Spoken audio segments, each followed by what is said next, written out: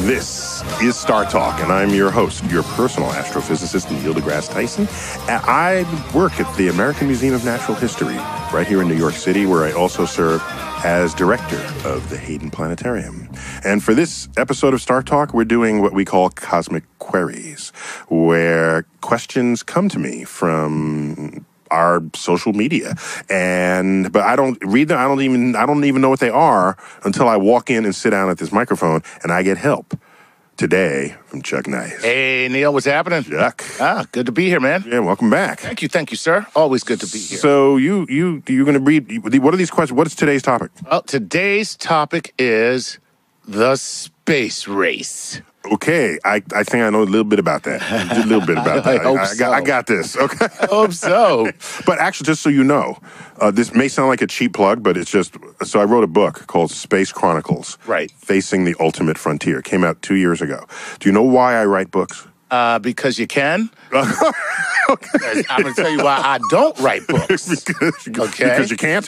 There you have it. And I know my limitations. No, I write books so that I never have to talk about that subject again. Really? I compile it all in there, and someone said, "Tell me about that." I just hand them the book. Here's a book. Yeah, and I walk away. Oh my God! So you're resurrecting this in me when I'm trying to think about other stuff. But fine. I'm sorry to do that. Oh my God, I can't believe you just said that. That you write a book so you don't have. You remind me. Say that this is the household I grew up in. This is what, so I would ask my mother or my father, "What does this mean?" And they would say, "Go look it up." Whoa. And I'm like, yeah, that's what you're for. So what may have looked like evil parents at the day turned you into an independent researcher. Actually, yeah. I'm kind of, and now it's funny because I do the same thing to my children. They're like, my son, he'll say, "Dad, do you know what?" And I'm like, "Yeah, I do know." "Do you?" So go find out and come back. So that works whether or not you actually know it. Exactly. There you go. Oh, see. All right, let's jump into our cosmic queries. And, of course, we always start off with a Patreon patron question. And if you support us on Patreon, we will give your questions priority here at Cosmic Queries, okay? Patreon. Okay. Where we basically buy your loyalty. Okay, here we go. Matthew Massinon from Calgary, Alberta says, in your opinion, Dr. Tyson, what was the most significant thing that the Apollo program achieved with the exception of landing on the moon? Wow, that's a good question when you think about it, because everybody, you say Apollo program, it's moon landing. Bang, that's the end of it. That's it. But he's saying, give me something that is just as significant that we don't think about. Tang. No.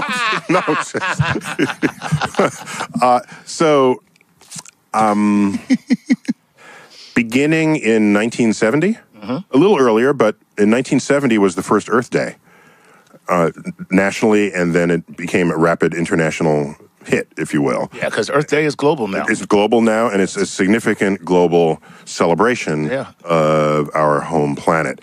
And around that same time, so what else happened? 1971, 2, and 3, we would see the passing of the Comprehensive Clean Air Act, Clean Water Act. In 1970, NOAA was founded, the National Oceanic and Atmospheric Administration, to monitor our climate and our oceans and our weather. And not only that, the Environmental Protection Agency was founded in 1970. By the time 1973 came around, leaded gas would be banned, DDT would be banned, the catalytic converter would be introduced. That's right. All of this happened during the years we were going to the moon. At a time when we had a whole lot of other stuff distracting us, like a Cold War with the Soviet Union and a hot war in Southeast Asia and campus unrest from anti-war protests and the civil rights movement and assassinations. 1968 would see 2 assassinations on domestic soil. And so why am I saying all this? Because while we had all these other potential distractions, we nonetheless paused to reflect on our relationship to our home planet. So I submit to you that though we went to the moon to explore the moon, upon getting there and looking back, in fact, we would discover Earth for the first time. Wow. So it's like I've been to paradise, but I've never been to me.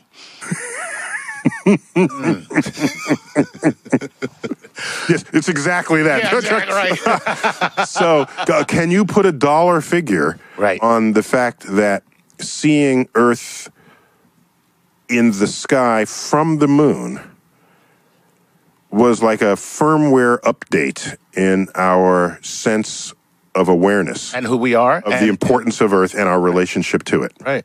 Okay, that's actually that's a bit more existential than I was expecting for an answer. Okay. I have to say that's a damn good answer because it's more of it's more of a collective conscious enlightenment. Yes. And I don't think anyone started the program with that expectation. Right. But that is clearly a consequence of it. Right. And so, and you remember that TV commercial with the Native American standing on the and it was a tear in his eye. The single tear, and people throwing garbage out the window. Right. That didn't happen until this period, till we were going to the moon. We were total garbage out the window people for long before that, right? I never got that about us. I mean, seriously. Garbage out the window pretty much all through human history. All through human history. Yeah. And in fact, that was great for anthropologists. They can find stuff along the Roman Via, you know, that people, a McDonald's cup. What did that do? Boy, McDonald's would have been around. Right?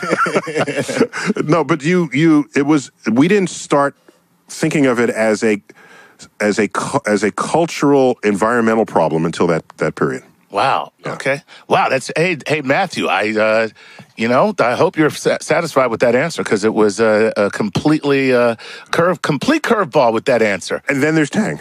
That and Tang a close second. Tang, very close second. There you go.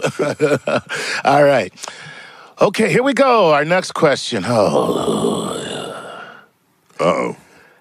Abhijit Manet. Mm-hmm. Let's hope. I'm sorry, Abhijit. I'm sorry. From Facebook wants to know this. The space race was, in a way, an extension of the Cold War arms race, but also the resolve of President John F. Kennedy, who pledged that we'd get there in 10 years. Do you know anyone today in the political sphere who could do the same? What kind of politician would be ideal in this regard? We go to the moon because we choose to. This, that, and the other thing we do because... No, never mind. Forget it. Chuck, that was your worst impression ever. It really is. And normally you're good. I know, but you know what? I'm not even doing Kennedy. I'm actually doing Mayor Quimby from The Simpsons, you know? Vote Quimby. Okay. I mean, you imitate a TIE fighter from Star Wars. Right. Okay, so... Even though I thought Kennedy would be easy after that. Yeah, yes. So there's an assumption built into that question that the political will and charisma, perhaps, of Kennedy was a significant force operating in how and why we got to the moon.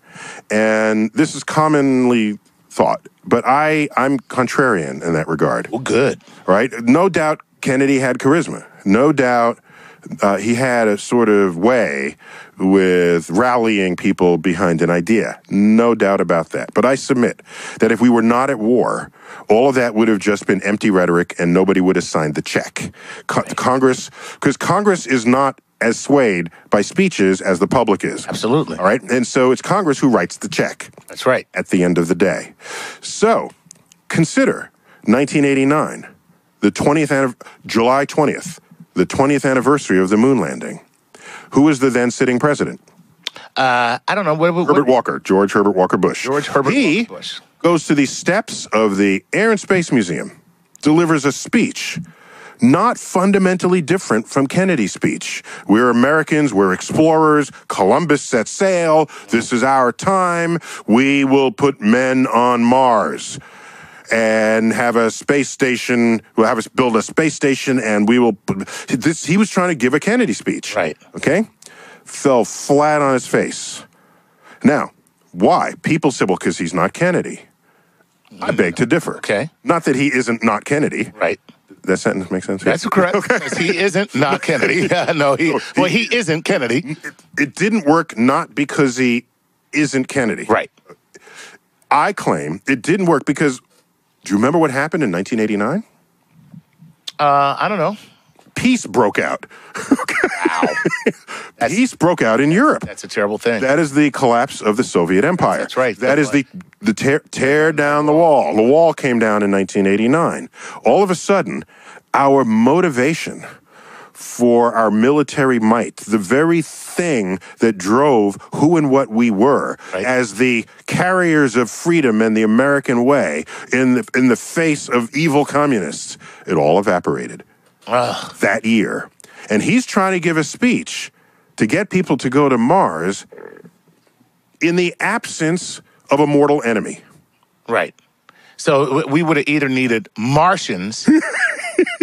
That'd be the best. That would have been the best. The best. Right. We either needed Martians. Evil Martians. Evil Martians. Not E.T. Like right. E.T. Exactly. No, yeah. We're not, Wouldn't it be cool if E.T. came out, guns drawn? That would be awesome. And he shot Elliot or whatever the hell that. That's the way it ends. You know what I mean? E.T. go home. But first.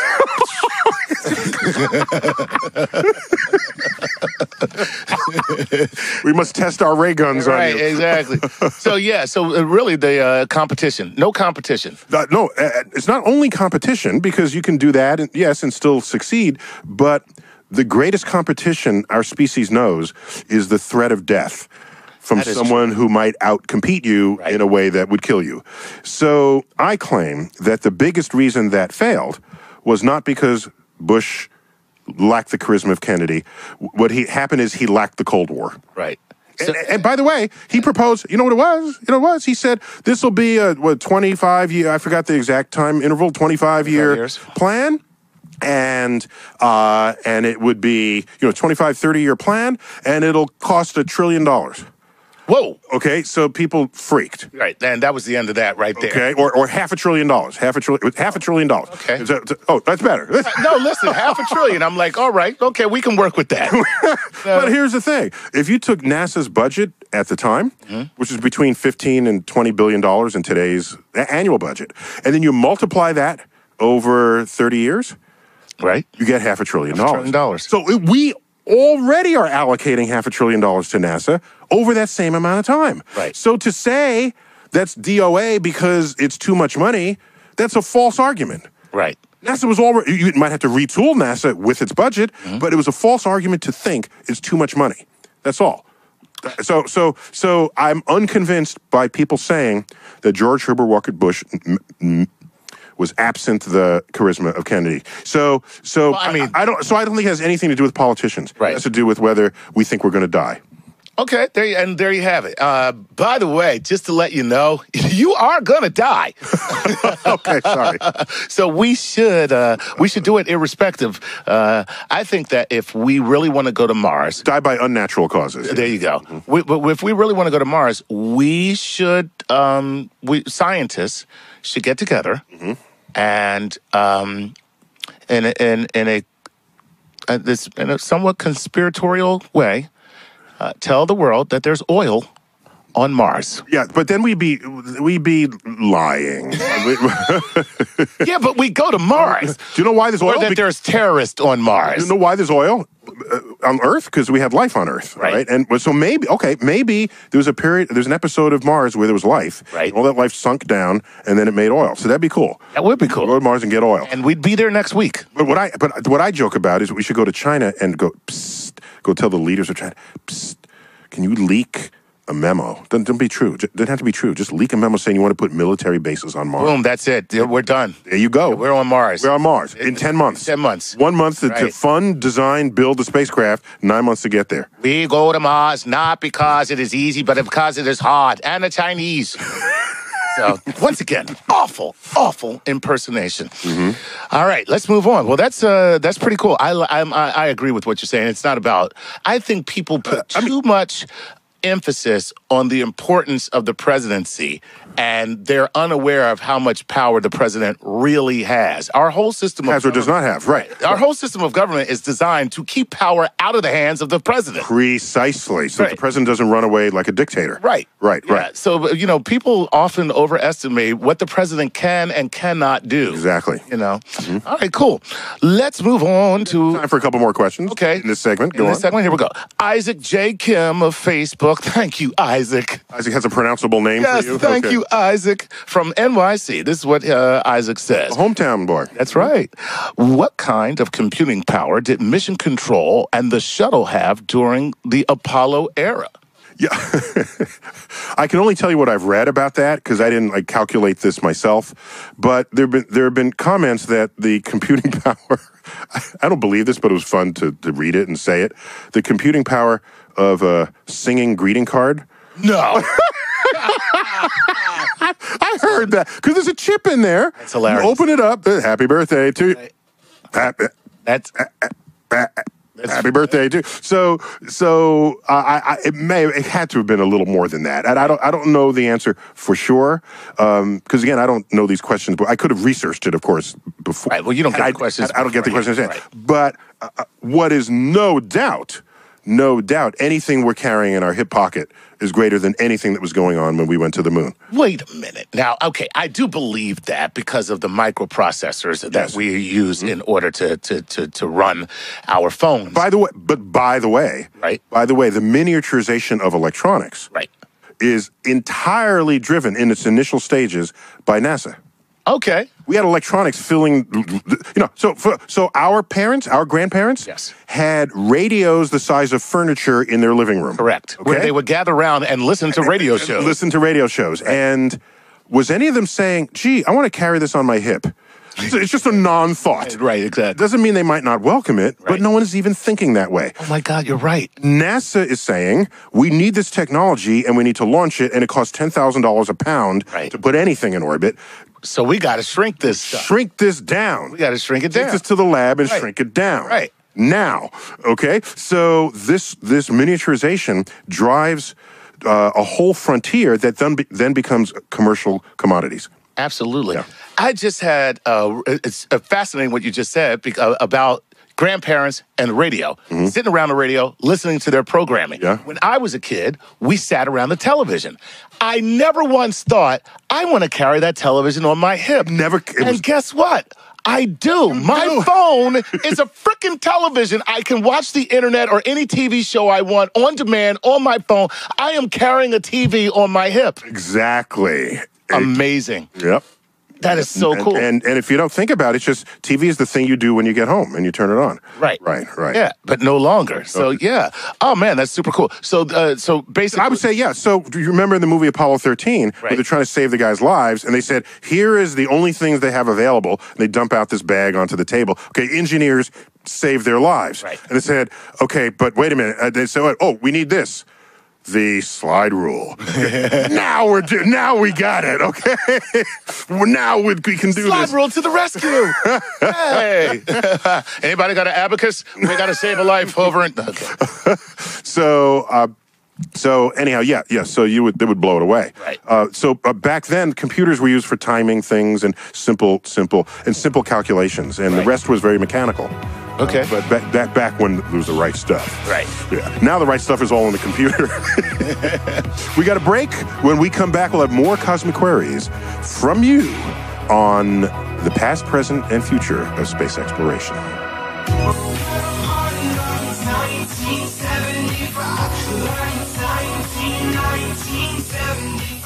It's always good to know the truth. It's not always good to tell it. Like when you're in a podcast and you tell hundreds of thousands of listeners that your wife can't cook.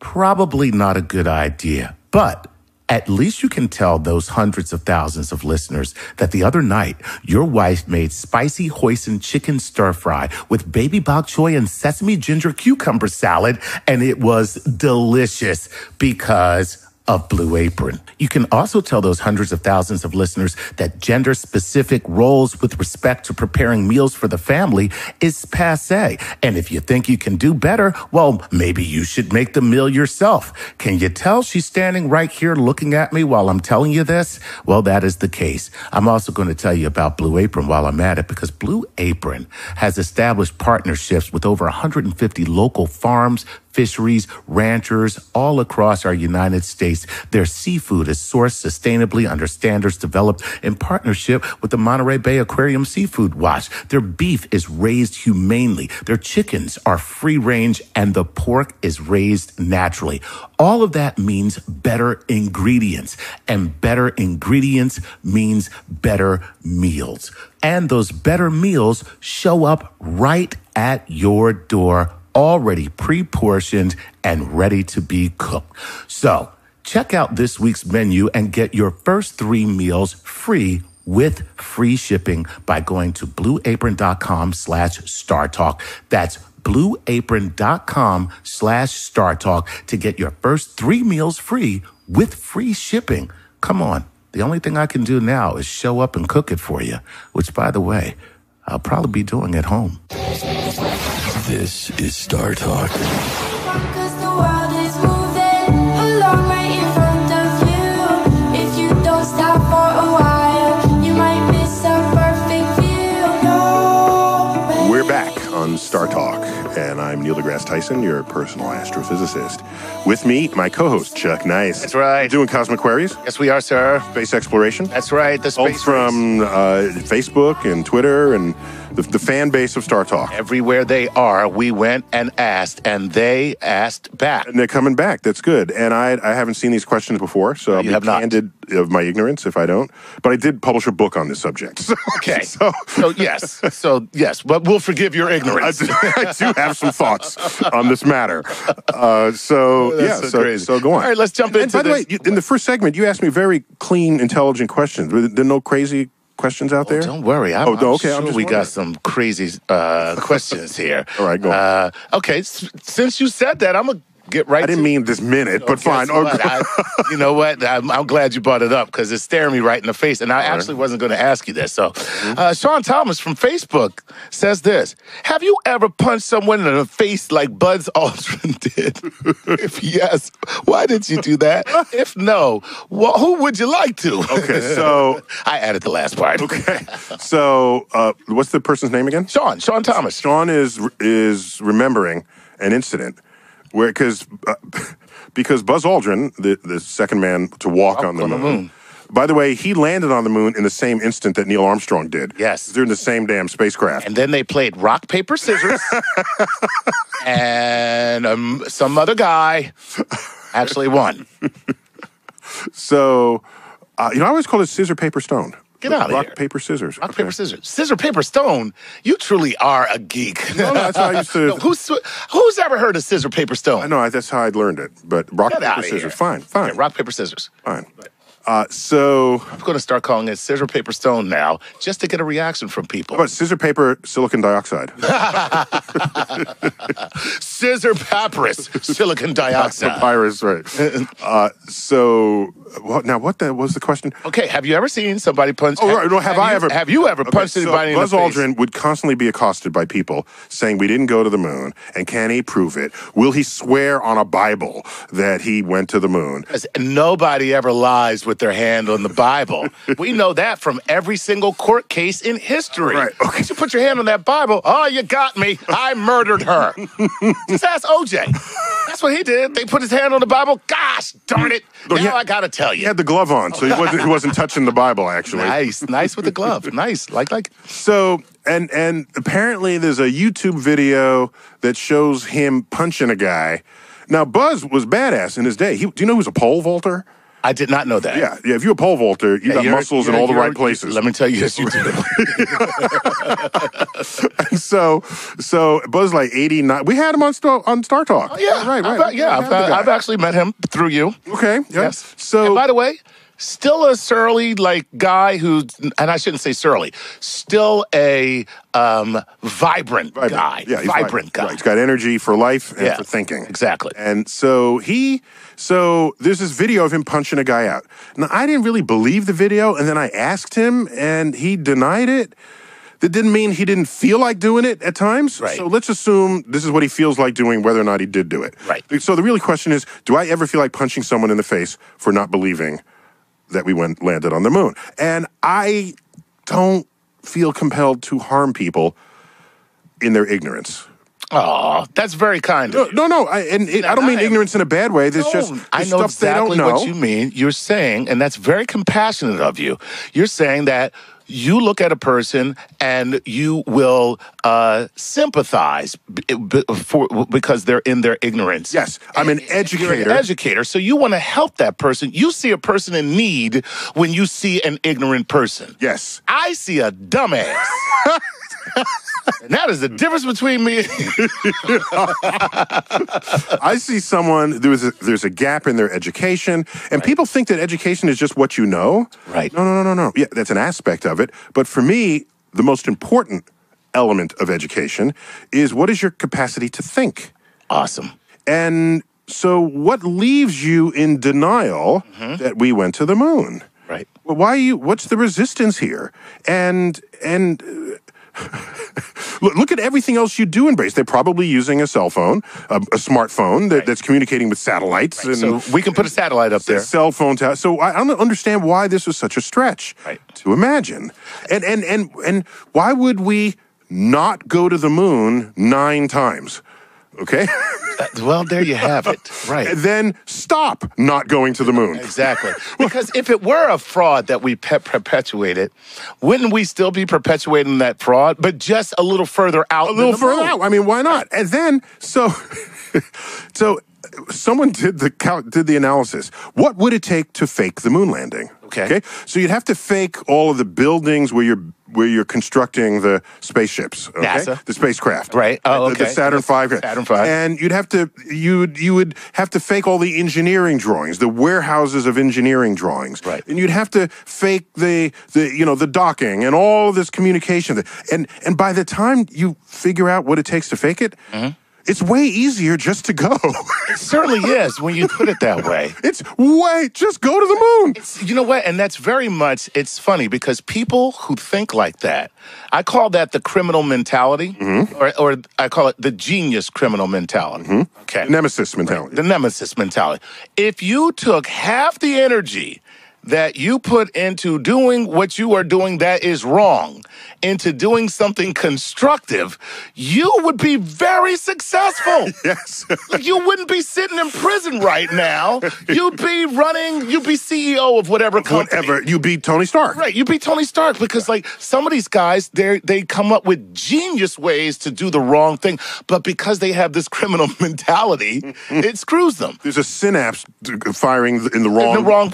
It went the wrong fork in the synapse. Exactly, yeah. And you're right. It's like when you think about everything, first of all, the other thing too is when you see these rockets take off, where are they going? I know. You can calculate how much fuel is in a Saturn V rocket in all 3 stages. Right. And I assure you they were not going to the Piggly Wiggly down the street. This is enough fuel to get them to the moon and back. Right. It's not intro calculus. A little later, you can learn what's called the rocket equation. Okay. And you can derive it and know what it is. And the rocket equation prescribes how much fuel you need. That's how much fuel was in the Saturn V rocket. Gotcha.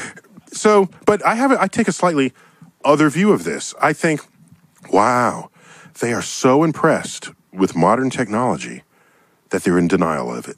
Wow. That's how far we've come.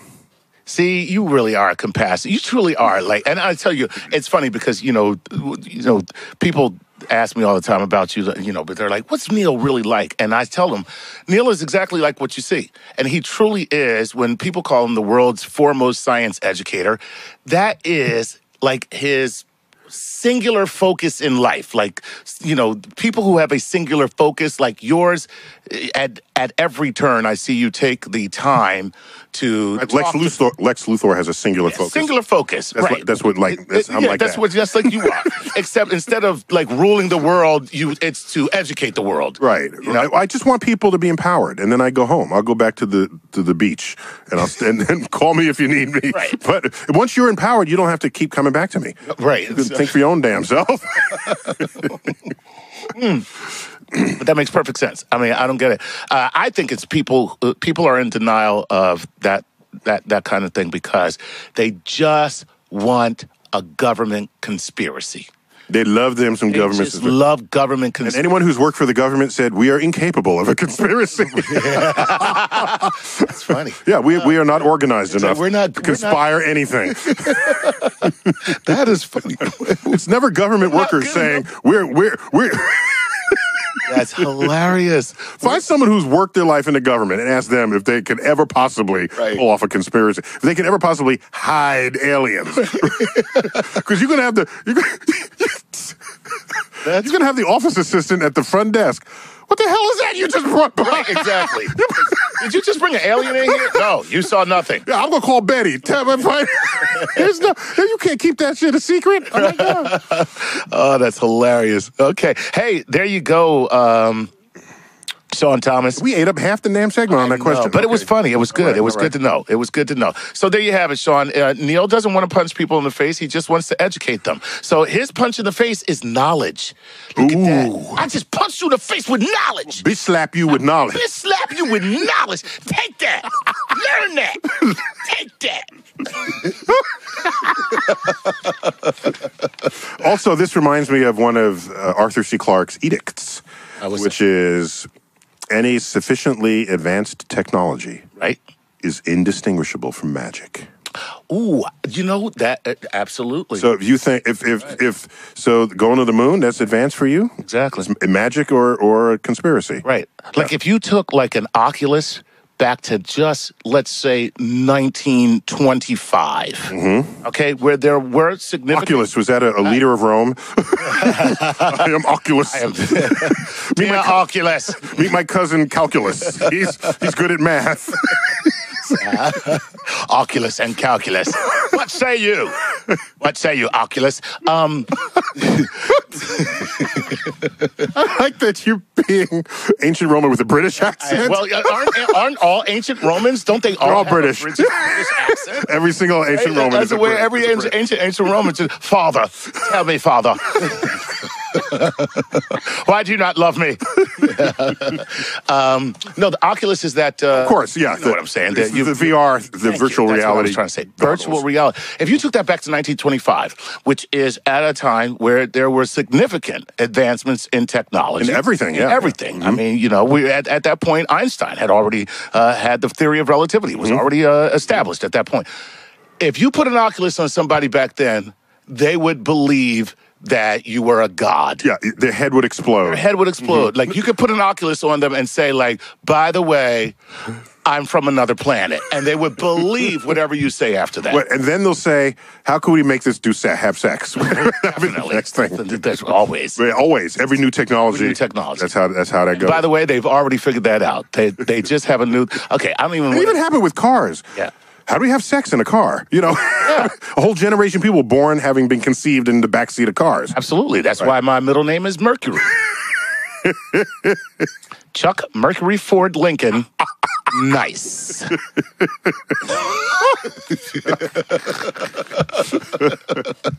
All right, here we go. Here's the next one from... So I should watch out for that. Anybody named Bonneville? Right, exactly. This is my daughter, Bonneville. That's my son, Chevy. And that's my other son, Pickup. All right, here we go. This is Hobotronic. Hobotronic from Instagram wants to know this, Neil.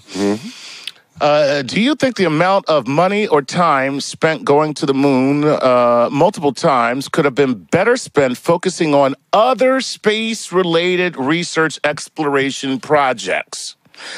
Could we be on Mars by now if we had not gone back to the moon several more times? Could we have a small-scale orbital colony somewhere, a zero-G manufacturing plant? I mean, are there other things, he goes on, other things that we could have done? Most of the money to get to the moon was to get there the first time. Okay. Yeah, after that, it's sort of incremental costs. It's not Right. So you had to build the infrastructure to make the Saturn V rockets, to get the engineers and the scientists. So it's like scaling up for anything. Scaling for anything. Scaling up for not, anything. It's not even unique, right? As pharma companies will tell you, Exactly. the very first pill is $1 billion. The next one costs 10 cents. Right. Like, yeah. 100 million, whatever. It's expensive. Right. The second one costs 10 cents to make. Exactly. Right. So that's the. So really, that's not the right way to think about that problem.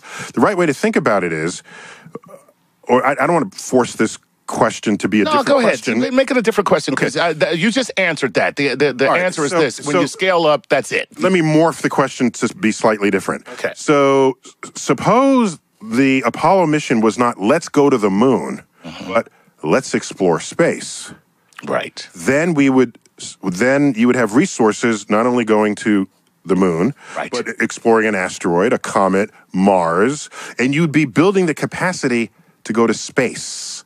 And then your destination would be what you would choose after you have that capacity. In the same way, we built the interstate system of the United States. Right. We didn't say, here's a road from New York to LA, that's the only place you're going to go, and that's it. Right. Right? If I want to be creative and I have an idea, I want to do something in Utah or Wyoming or Illinois, Right. don't force me to go one place and no place else. So I think it would have been a little better had there been a broader. Now, the rebuttal to that is you have to focus. You need the singular mission, otherwise it'll never get done. Right. And I get that. But if you want to sustain it forever, you want to turn a space program into a space industry. Right. You want to turn it into just a thing. You want to turn the sky into your backyard. Then you want to build the capacity to go anywhere you want. A continuing mission. Continuing mission. These are the. That's right. That's correct. That's right. So once you have a boldly go. so I think some of that money might have been better suited to set up a way to maintain that mission for space at all. And so I agree that I agree with the sentiment of that question, but I just read. Okay, but now let me just ask you just a quick follow-up because we're running out of time in the segment. But just as a quick follow-up, do you think the commercialization of space and the commodification of space will allow us to get to where you are talking about right now? The commercialization and the commodification. The commercialization and the commodification of space. Which is what's happening What with that will do SpaceX and all that. is drop the price of going to space to the point where other creative things you can think of doing in space become real. All right, so that's the fascinating thing when things get cheaper. Right. Whole ideas pop up you would have never thought possible. Okay, right. So if going into space is cheap, I can't even imagine what more we can think of doing in space, but it is surely there because it happens every other time anything gets cheap. Okay. So yes, that'll happen. The frontier of space is a different thing. I don't see. Because there's no money in that. There's no money in that. Yeah, there's no business model to do that business first. Model to do that. Okay. Right. But once that routine is set up, oh yeah. Okay. Oh yeah. All right. We got a break. When we come back, we will continue with Chuck Nice reading me cosmic queries on the frontier of space exploration. Out to see the world. Such a lot of world there is to see. Dream maker, your heartbreaker. You know you love reading. You know you love learning. You know you just don't have time to do it. And that's okay. Life sometimes gets in the way of your reading. Well, Audible.com has the perfect solution. Get audiobooks and listen to those books you've been meaning to read while you're on the go. Whether you're at the gym or during your commute, Audible.com has audiobooks from the leading audiobook publishers, broadcasters, entertainers, magazine and newspaper publishers, and business information providers. Their app is free. It works on iPhone, iPad, Android, and Windows Phone. You can also download and listen on your Kindle Fire and over 500 MP3 players. And unlike streaming or rental services, with Audible, you own your books so you can access your books anytime and anywhere right from your smartphone. Audible also has the Great Listen Guarantee. If you decide you don't like the book you choose, just return it. No questions asked. So go to audible.com/StarTalk today to start your free trial. That's a free 30-day trial membership at audible.com/StarTalk. This is Star Talk. Some things will never change. The lonely loner seems to free his mind at night. We're back on Star Talk.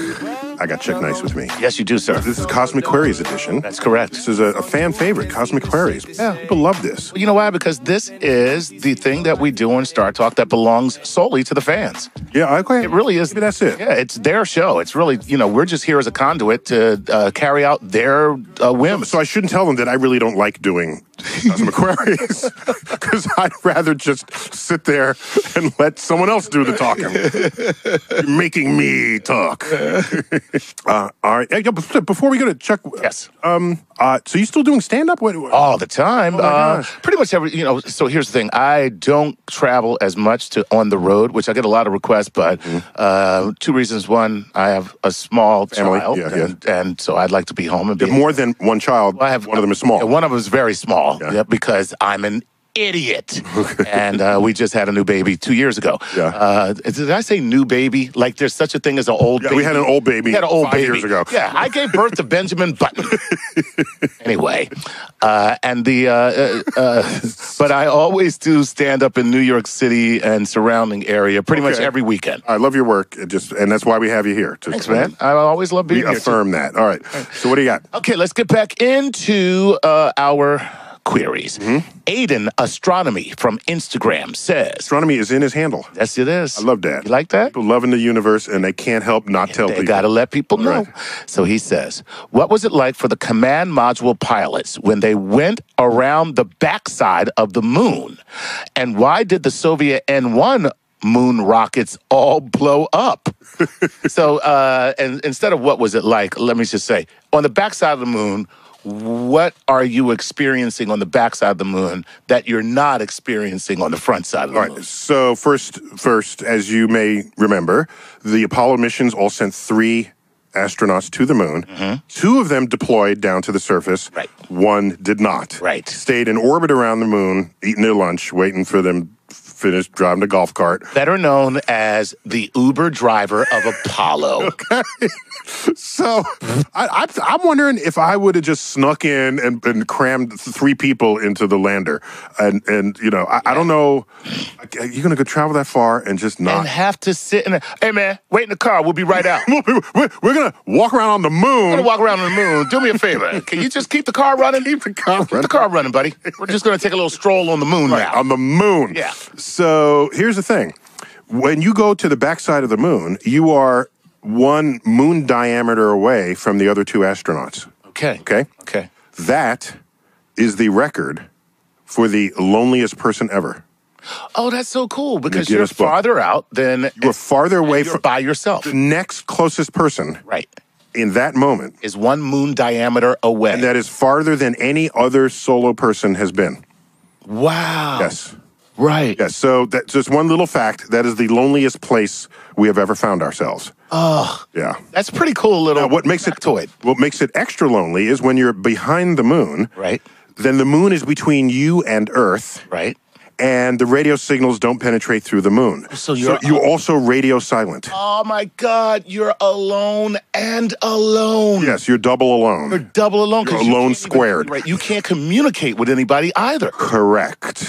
This is why in the future, when we're thinking of moon colonies and you want to inhabit the far side of the moon, the far side never faces Earth. Okay. The moon its rotation is what's called tidally locked. Right. Where it's actually rotating, but at the exact rate that it takes to go around the Earth. Right. So it's always turning its one face towards you, no matter where it is. Right? It's called. It happens. It's a very natural thing in the universe. Right. Don't think too much about it. Okay, now, I'm thinking about it. Let me tell you something. As I'm Oh thinking, my I'm gosh, like, what a coincidence! Is that just for us? God do that? No, just chill. Okay. Like it's a natural thing. Okay.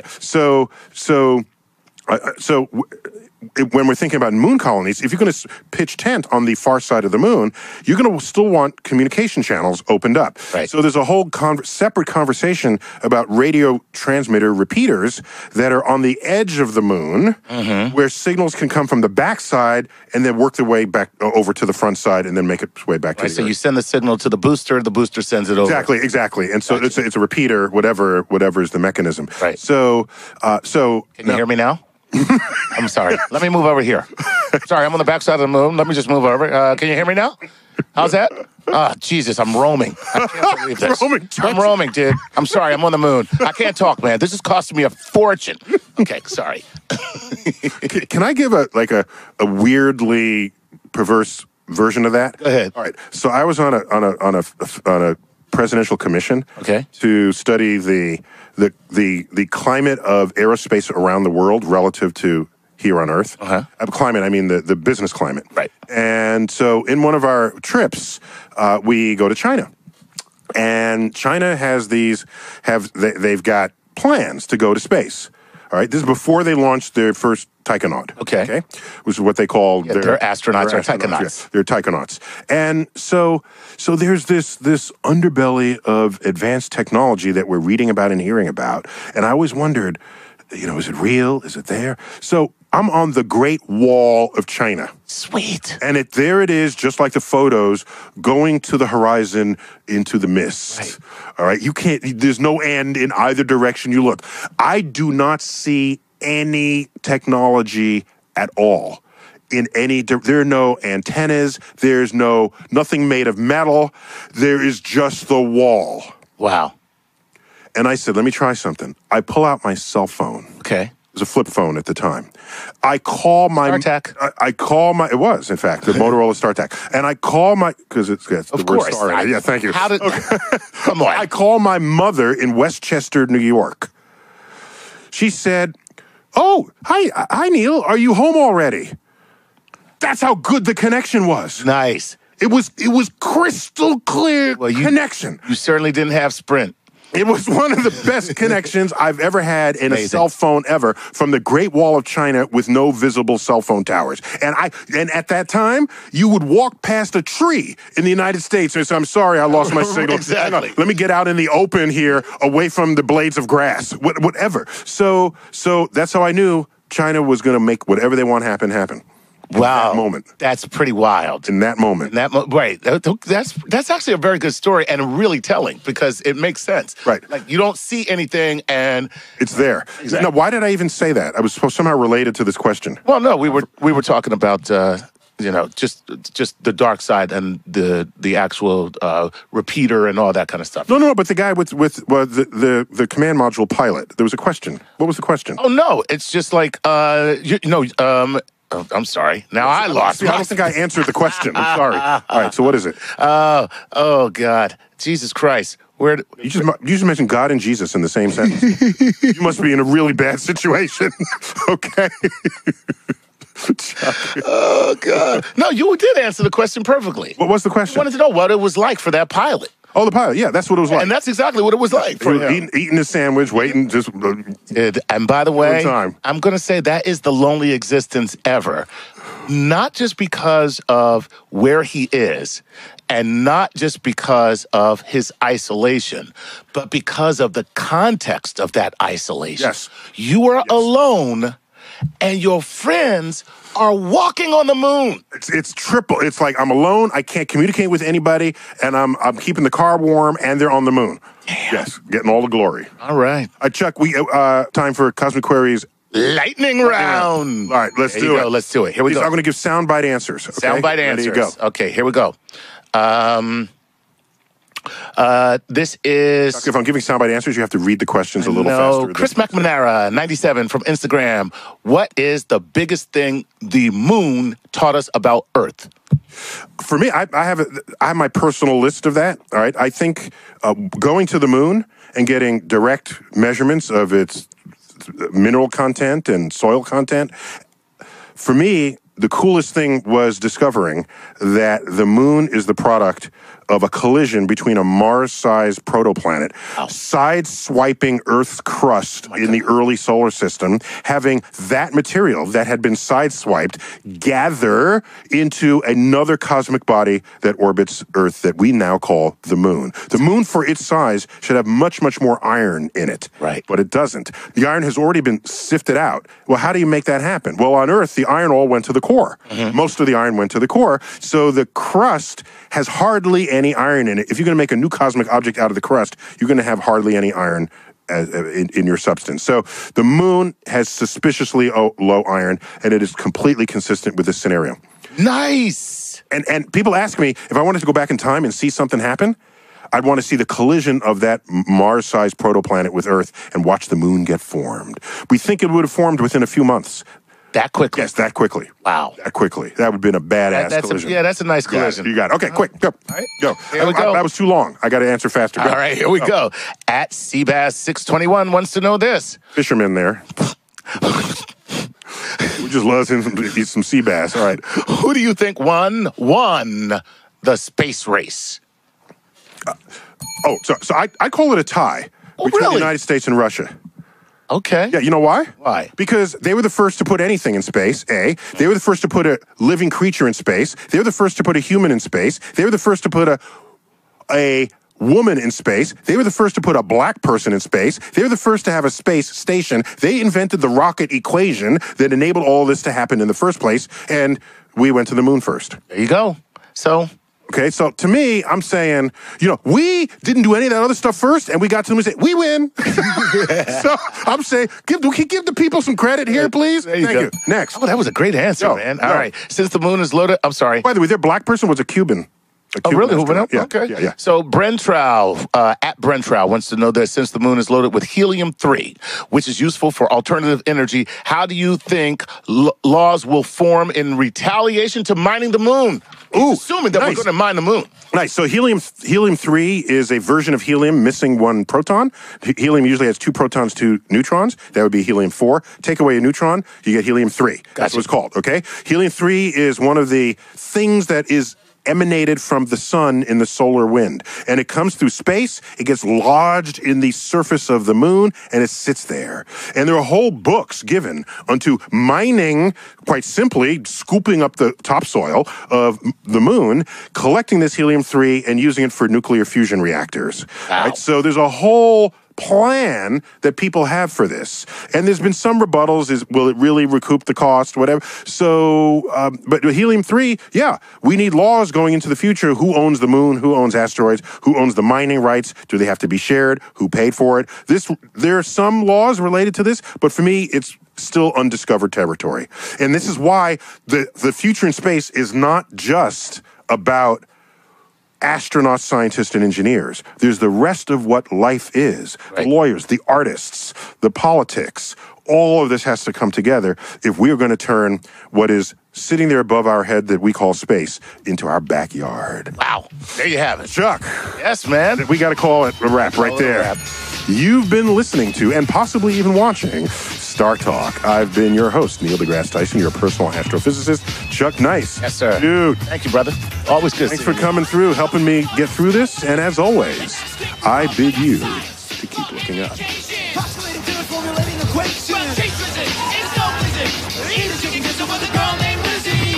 Science like Galileo dropped the orange.